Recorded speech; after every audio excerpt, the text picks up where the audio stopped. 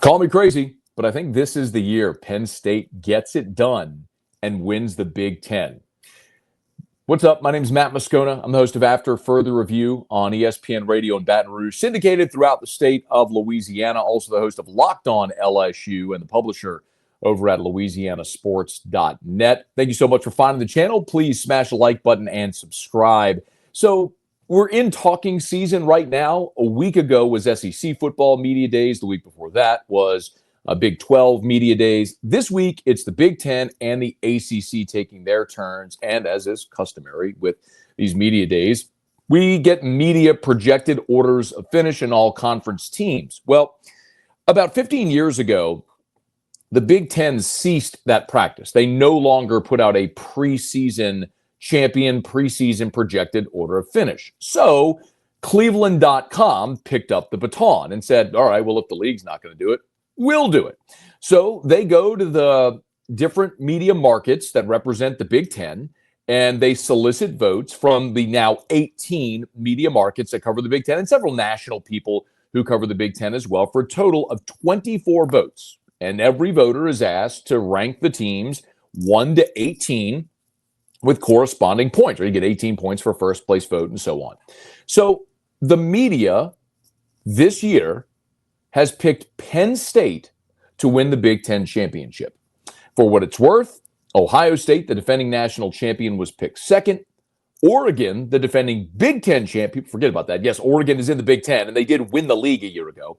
Oregon was picked third, and Michigan fourth, with just one first place vote. And I know what the immediate reaction is from so many people when we start talking about Penn State. It's, let's knock on James Franklin, big game Jim, right? The inability to win the big game. And when you've coached for as long as James Franklin has, and he's been at Penn State now for a dozen years, and before that, we know he was at Vanderbilt, and he's coached so long that James Franklin was the coach in waiting at Maryland when Maryland was still in the ACC and coaches in waiting were still a thing. In that time as a head coach, though, James Franklin is 3-17 against top 10 opponents. It has just been the inability to win the big game. He wins plenty of games. He has his team in contention. He just doesn't win the biggest games, or hasn't throughout his career. But I think this year is different for Penn State. Penn State comps very similarly to Ohio State a year ago and Michigan the year before that, in the fact that they are all in behind a veteran quarterback with a ton returning. Penn State has 8 starters returning on the offensive side. Yes, they lose Tyler Warren, their fantastic All-American tight end who's now in the NFL.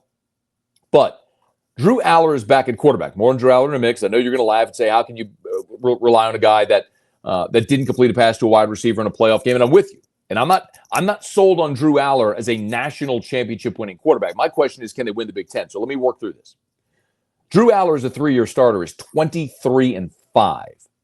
23-5 as the starting quarterback at Penn State. The dude is a winner. That is undeniable. Can he win the big game, the last game, the highest level? Remains to be seen.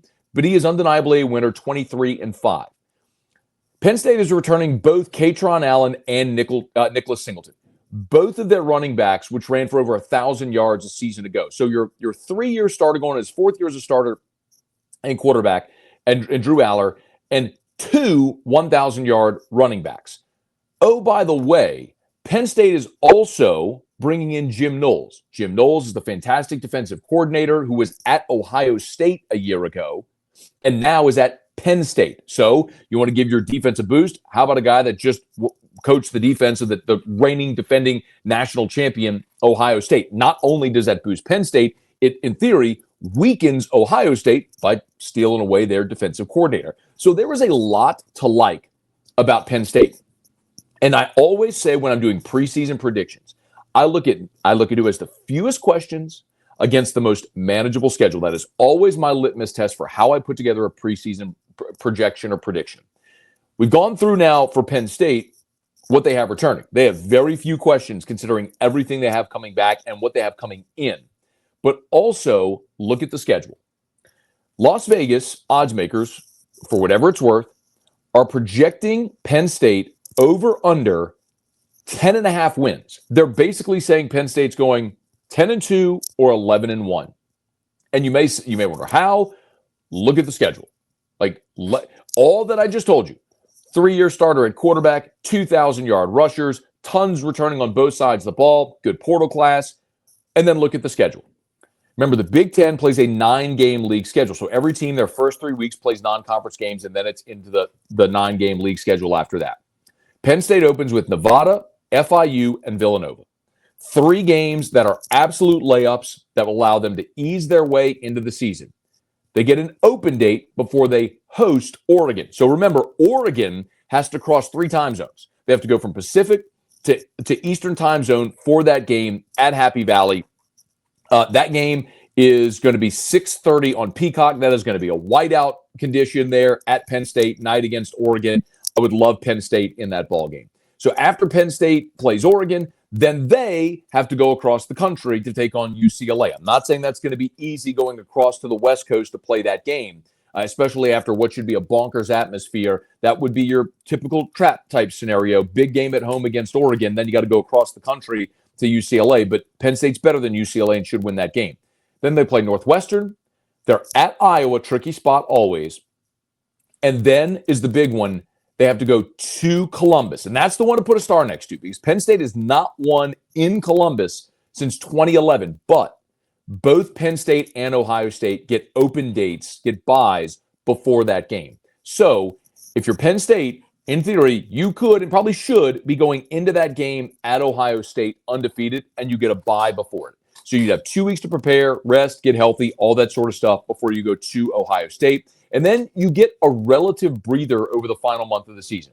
Home against Indiana, at Michigan State, home against Nebraska, at Rutgers. So as long as you don't grab the throat against a team you should beat, Penn State should find themselves in the conference championship game. Remember, you can't win the conference championship if you don't get into the game.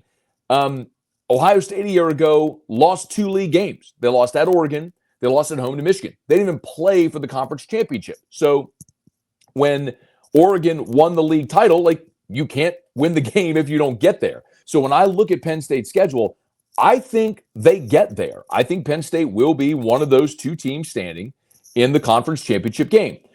Now, who they play remains to be seen, and it could be Oregon, it could be Ohio State. Maybe that ends up being a tiebreaker, Ohio State and Penn State with the game that they're going to play in Columbus. And even if Penn State loses that game, maybe they get a rematch with Ohio State in the Big Ten championship game. But I'll remind you about this as well with Ohio State, because that's the team that everyone sort of looks at as a default and says, oh, just pencil in the Buckeyes. I've said it 5 times already here on this video. I'll say it again. Ohio State didn't make it to the conference championship game a year ago. It was a struggle for that team throughout a bulk of the season. The offense really struggled despite having Travion Henderson and Quinshon Judkins and, of course, brought in Will Howard. You had a new OC and Chip Kelly. So it just took time. And ultimately, it was that loss to Michigan that forced Chip Kelly to sort of revamp and reinvent the offense when they got in the playoff.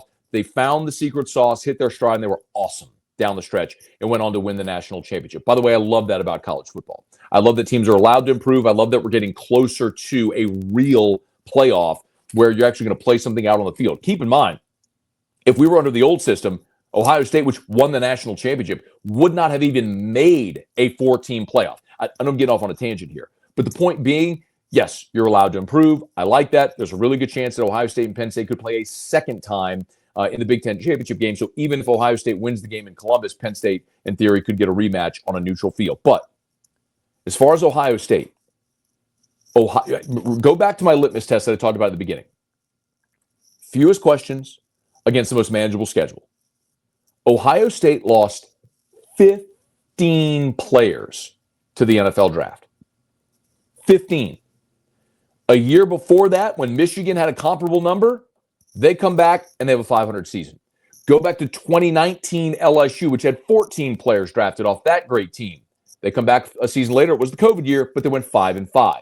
The point being, teams are not meant to lose 15 starters in a given year and not miss a beat. I don't care who your coach is. And I'll remind you as well, the same conversation we're having right now about James Franklin, if he can win the big game, That was the conversation we've had for a decade about Ryan Day as well, less than a decade, about Ryan Day as the head coach at Ohio State. When they lost to Michigan at the end of the regular season, there were plenty of people around Ohio State wondering if Ryan Day would get fired. Then he gets into the playoff, goes on to win a national championship. But you lose Will Howard.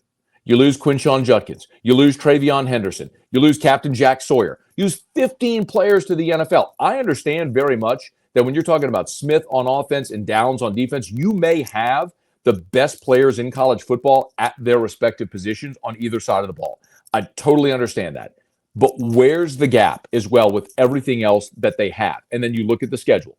Ohio State opens, now granted, it's a non-conference game, but they open at home against Texas. Then they get a couple of breathers with Grambling and Ohio U.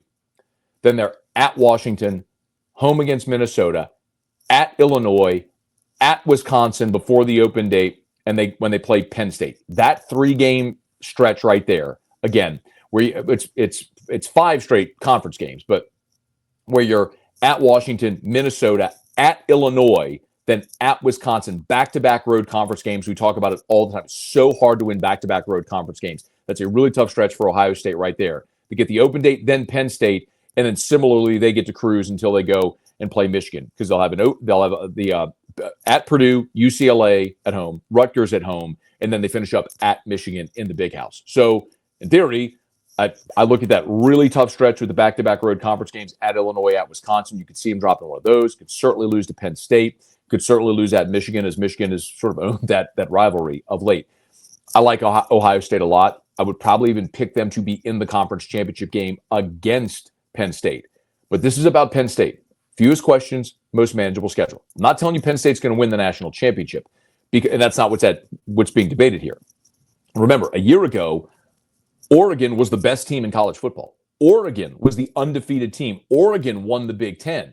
Oregon had the first-round bye.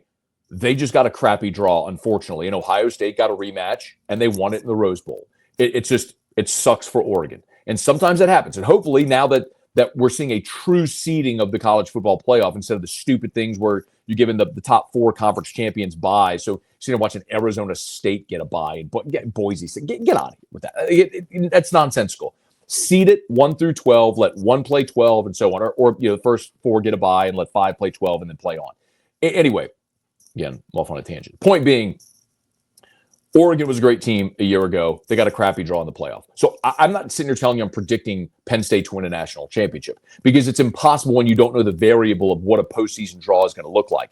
But all I'm saying is, if I'm looking at the Big Ten and going, who has the fewest questions against the most manageable schedule, it's Penn State. And for the first time since 2016, I think James Franklin is going to end up winning the Big Ten title. Let me know your thoughts. Am I crazy? Drop them below. Would love your comments and your interaction. Hey, thanks so much for finding the video. Thanks for finding the channel. Please smash that like button if you would. Subscribe to the channel. And let a friend know that we're here talking college football every day on Overtime with Matt Moscona.